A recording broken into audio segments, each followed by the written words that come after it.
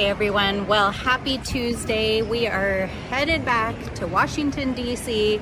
for week 3 of the shutdown. And unfortunately, according to reports out of the White House and Republican leadership, there is no plan to end the shutdown soon. In fact, they are talking about battening down the hatches for a long shutdown. Now, I want to talk a little bit this morning while I'm in transit, headed back to DC, about the bigger picture of what the shutdown is about, why we think that they're taking the positions that they are, and why there is a complete unwillingness whatsoever to negotiate in good faith on behalf of the American people. In fact, it was reported that over the weekend, the White House reported that they were going to try to take existing balances and repurpose them so that they could shore up funding for troops and for law enforcement, which is a good thing.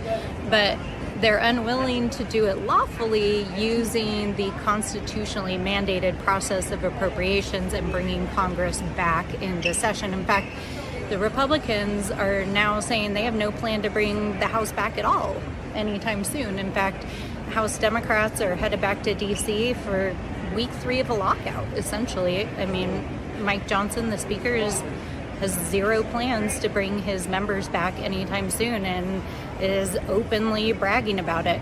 And I think one of the things that I find interesting about this moment is that the White House also reportedly over the weekend was bragging about their absolute control over the congressional process. And it got me to thinking about the bigger picture, which I think a lot of people have been pointing out, which is the ways in which this White House is mirroring other countries that the president has admired their leaders. Folks like Viktor Orban, Putin, and others who have essentially consolidated executive power through a series of coercive controls. So I want to break it all down. You know, over the last 9.5 months, we have seen a White House that has consolidated centralized control increasingly, has gone after the checks and balances and Constitution of the United States, that has gone after the judiciary and tried to undermine judicial power, has gone after congressional authority and tried to consolidate legislative authority under the executive branch by breaking not only the law, but rules and norms that have been in place since our founding fathers. They've tried to suppress the press and actively gone after the press. They're using the tools of the state to go after their named enemies.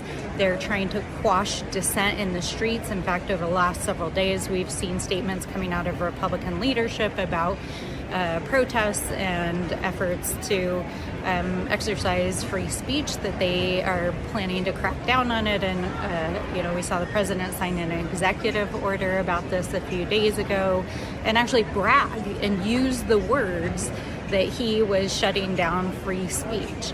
And so when you look at it in its totality, this effort mirrors exactly what happened in places like Hungary and places like Russia.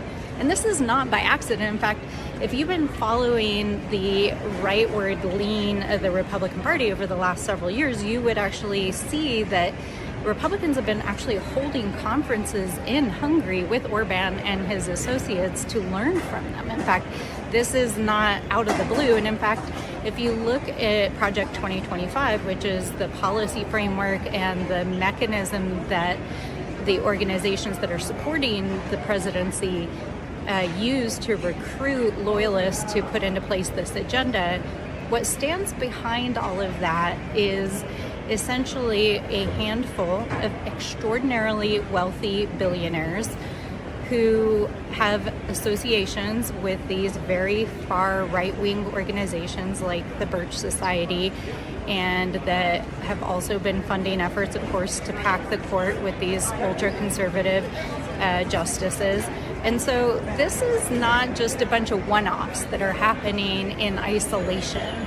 This is really a effort to consolidate power and to remake American society, to reshape American governance in a different way than it has been evolving through the democratic process over the last half century. And it is a very concerted, very well funded. We're talking tens of millions of dollars being pumped into this effort, and all the organizations that support it. And now the use of coercive control by the White House to try to break the American people and to try to break the wills of the democratically elected representatives of the people like us. But here's the thing. Some of you may not know this, but I have a graduate degree in sociology, and in classic sociology, you read the works of Max Weber, who spent most of his career studying power. And in his seminal work, he broke down what ultimately power rests on. And what he found over the study of world history is that coercive control is unstable. It always falls apart in the end because it doesn't rely on legitimate authority. It relies on fear, it relies on abuse, the threat of violence, the use of the state to coerce people into doing things that they wouldn't naturally do or support. And so because of that, it ultimately is unstable. And the most stable forms of government and democracy are based on institutions and norms and, of course, the consent of the governed, which is exactly what democracy is. And so democracy is a practice. And the reason why I'm breaking this all down is that I believe that this moment, more than anything, and all of the signs that are coming out of the White House, is that they are trying to break our will. It's not about a shutdown. It's not about fixing healthcare for them. They are trying to break the will of the American people through coercive control so that they ultimately can remake government and society. And they're not even hiding it. They're talking about it openly and they're bragging about it. And so the reason why I think it's important to understand that context is because that means we need to continue to show up, to speak up, to fight back, and to continue to practice democracy every single day in all its forms. And so House Democrats are headed back to DC. We know that the House is not in session, but we are going to continue to demand a bipartisan solution to reopen the government, to pay our federal workers, to fix your health care, and to end the abuse of power and the American people. Because this is our democracy, and that depends on all of us showing up to do our jobs. So, as always, I'm gonna get on a plane and go do my job. And I hope all of you have a happy Tuesday.